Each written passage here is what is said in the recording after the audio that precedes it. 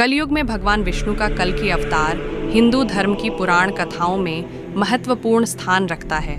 यह माना जाता है कि जब धरती पर अधर्म, पाप और अन्याय अपनी चरम सीमा पर पहुंच जाएगा, तब भगवान विष्णु अपने 10वें और अंतिम अवतार कल्कि के रूप में प्रकट होंगे।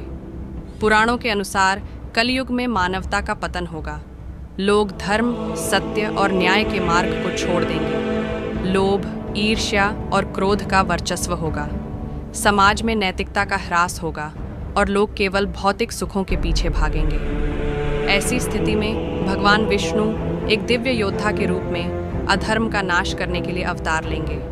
जन्म और प्रतीक्षा कल के अवतार का वर्णन विशेष रूप से विष्णु पुराण और भागवत पुराण में मिलता है। कथा के अनुसार भगवान कल्कि का जन्म एक ब्राह्मण परिवार में होगा। उनके पिता का नाम विष्णुयश और माता का नाम सुमति होगा। वे उत्तर प्रदेश के संभल नामक गांव में जन्म लेंगे।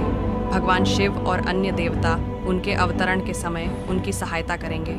स्वरूप और उद्देश्य कल्कि को एक महान योद्धा के रूप में वर्णित किया गया है। वे सफ़ेद घोड़े पर सवार होंगे और उनके हाथ में एक दिव्य तलवार होगी जो अंधकार और अधर्म का नाश करेगी।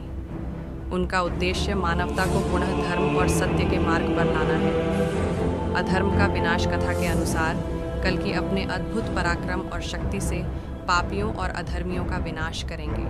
वे उन राजाओं और शासकों का नाश करेंगे जो अपने कर्तव्यों को भूल गए हैं और केवल अपने स्वार्थ के लिए जनता का शोषण कर रहे हैं। सत्य युग की स्थापना कल्कि के अवतार के बाद मानवता एक नए युग में प्रवेश करेगी, जिसे सत्य युग कहा जाएगा। यह धर्म, सत्य और न्याय का युग होगा।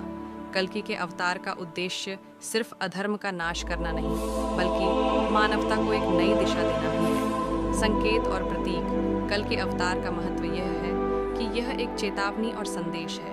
यह हमें याद दिलाता है कि धर्म, सत्य और करुणा का पालन करना ही मानवता के लिए सही मार्ग है। यह कथा प्रतीकात्मक रूप से यह सिखाती है कि जब भी समाज में अधर्म और अन्याय बढ़ता है, तब ईश्वर किसी न किसी रूप में प्रकट होकर उसे समाप्त करते हैं। निष्कर्ष, भगवान विष्णु का कल की अवतार न केवल धर्म के पुनर्स्थापन की कहानी है, बल्कि यह मानवता के लिए एक आशा की किरण भी है।